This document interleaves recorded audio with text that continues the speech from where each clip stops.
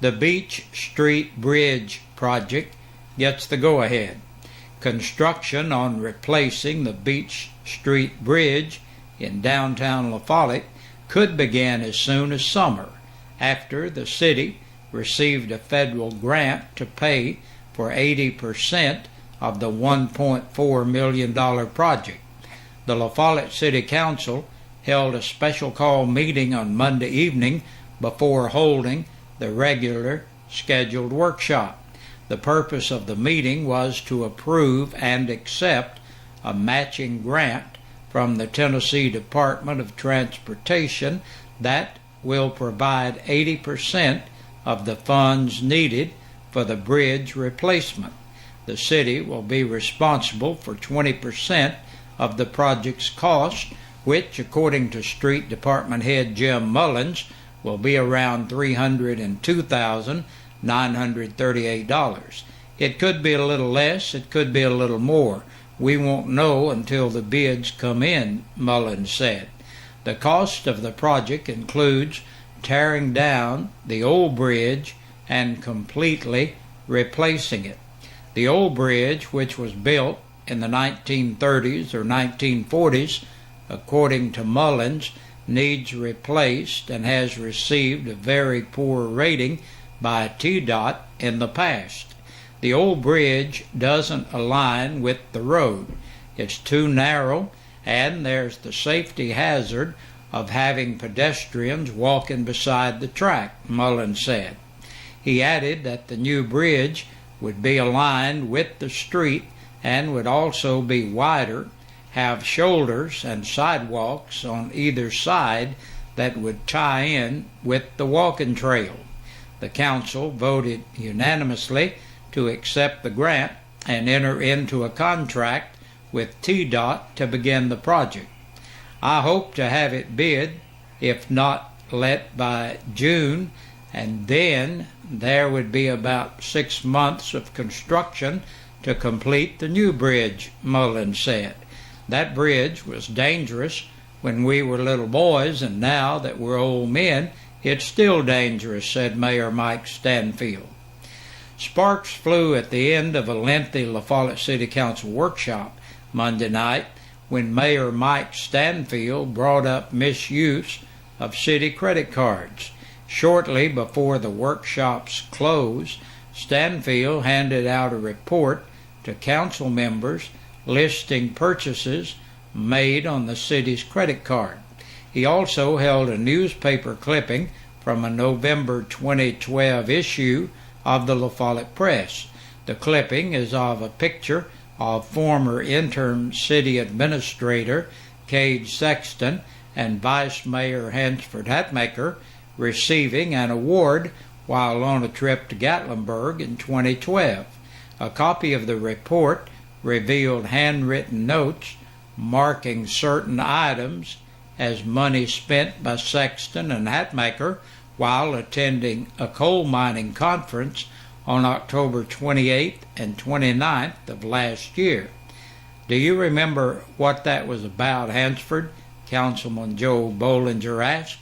Hatmaker said he did, and that it was the coal mining thing the city participates in each year. We don't participate in that. I didn't go to Gatlinburg. I wasn't invited, Stanfield said, and then continued on to ask Hatmaker why he and Sexton spent the night at a hotel. That's where the conference was held, Hatmaker replied. Was it authorized by the city? Bob Fannin asked. If Cade signed it, then he authorized it. He was the city administrator at the time, said Hatmaker. You look good holding that plaque that says H Group. You accepted a plaque for your brother's company on taxpayers' money. This here is wrong, Hansford Hatmaker. It's like that trip to Memphis you and Cade took. He added then that the only person you are fooling is the fool sitting there. You're fighting a losing battle, Mike. We'll find out some stuff. I've got the big boys coming in to check on some stuff, Hatmaker said. Bob Fannin asked that the issue be placed on the agenda to be discussed at next week's meeting. The purchases made that had handwritten notations implying it was spent by sexton and hatmaker included $282.10 to Doubletree Park Vista in Gatlinburg for hotel rooms. There was also notations made regarding purchases made at several restaurants in Sevierville and Knoxville during the period of time the trip was conducted. Those totaled $105.82. According to the copy of credit card purchases provided by Stanfield, members of the council also listened to the city's audit report as representatives from Pugh & Company PC out of Knoxville told the board that the city had received a clean audit report with no significant deficiencies or findings. Also discussed and added to the upcoming meeting agenda was the hiring of Jordan Reed from a part-time to a full-time police officer. He has been working with us part-time since September, and he's been out on his own for the first month, and we would like to go ahead and make him full-time, Police Chief Jimmy Jeffries said. Other items added to next week's agenda included appropriating $2,000 for exhaust fans in the recreation center and library, restrooms, as well as the need to demolish two. And it's the end of an era for members of the Ben Rogers Coffee Drinkers Club, as the longtime insurance provider closed its doors as of 2 p.m. today. Rogers passed away in February of last year at the age of 89 after working right up until just a few days before he died, according to his son, Jim Rogers. Jim, along with his brother Mike, are retiring and selling the insurance portion of the business to E. Hill & Son Insurance.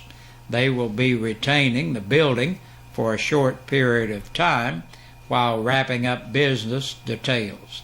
The insurance business was started by their father Ben back in the back of H&K Jewelry Shop on North Tennessee Avenue, and what began as a small side insurance business eventually grew to be a downtown business fixture in La Follette. Dad was a school teacher and only started the insurance business to bring in extra income, Rogers said. He added that his father had enjoyed it so much that he quit teaching and began selling insurance full-time. The business moved to its current location on West Central Avenue in the early 1960s. For years, coffee drinkers and friends of Ben Rogers have gathered at the insurance building every Saturday morning to drink coffee and talk. With the business closing, Jim Rogers said he is sad to see that coffee drinking tradition come to an end. They would come in and drink coffee, and then, round about noon, we would throw them out. I didn't want to see it come to an end, but things change, Jim Rogers said. He added that he and his brother had given several special individuals a lifetime certificate to the Ben Rogers Coffee Drinkers Club. Those special inductees include Jack Reynolds, Ed Bailoff, Conrad Troutman, and Kent Yonts. After Daddy died, they just kept coming and drinking coffee, Jim said. He and his brother have both been in the family business for over 45 years. It's going to be a real hard change, Rogers said. WLAF is sad today to say that it's lost one of its sports crew. For years, Greg Brackett of Jacksboro was a fixture on the WLAF sports crew. Today we're sad to report that the friendly sports announcer, coach, and fan has died. His sidekick, Les Martin, says Brackett, as he always called him, died suddenly overnight from complications of a blood clot. Brackett was a part of football, baseball, and sports talk coverage for WLAF over the years and has also coached middle school baseball.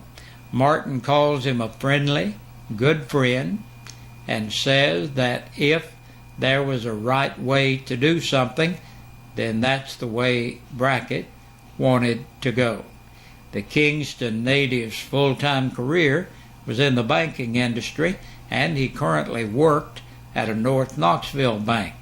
He leaves behind a son, daughter, and fiancé. Greg Brackett was 50 years old. And Sheriff Robbie Goins tells WLAF that his DUI task force will be out in full force this evening and into tomorrow morning. They will be seeking out and arresting any individual driving drunk or drugged. No excuses, no breaks. We will not tolerate anything less than a safe and healthy New Year's celebration, period, said Sheriff Robbie Goins. And that's a look at our news for this New Year's Eve. We'll be back with a press release from the Campbell County Sheriff's Department. And 10 people have been booked into the Campbell County Jail in the past 24 hours. Robert John Belladio, 75, of Duplex Lane in Jacksboro, on a capious bench warrant. 33-year-old Anthony Wayne Faust of North 14th Street, La Follette, for resisting a stop-frisk-halt search order. Amanda Rose Hall, 33, of Vincent Estates in Jacksboro, for fraudulent use of a credit card and theft of property between $500 and $999. 20-year-old Dylan Dwayne McGee of Bolton Lane, La Follette, on 3 capious bench warrants. Carlos Vong Morales, 28, of Rose Hill, La Follette, for violation of a traffic control device, no driver's license, and violation of the Tennessee financial law. Brandy Lee Parton, 25, of South Cumberland Avenue, La Follette, for violation of probation. 28-year-old Carla Leanne Seiler of North 15th Street, La Follette, on a hold for Anderson County. Brian Lynn Sipos, age 41, of Kilgore Circle in La Follette, for domestic assault and resisting arrest. 33-year-old Shannon Taylor of Disney Lane in Caravel, on a hold for Loudoun County. And last today, Jennifer Nicole Williams, 31, of Ellison Road, La Follette, entered the jail to serve court-imposed time. And that's a look at the news and the press release for this New Year's Eve.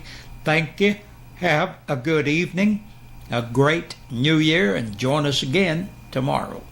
Hey, Big Josh with you on this Tuesday evening, New Year's Eve. This is the last day of 2013, and we look forward to tomorrow being the first day of 2014. Our birthdays today is Heather Hall. Happy birthday, Heather.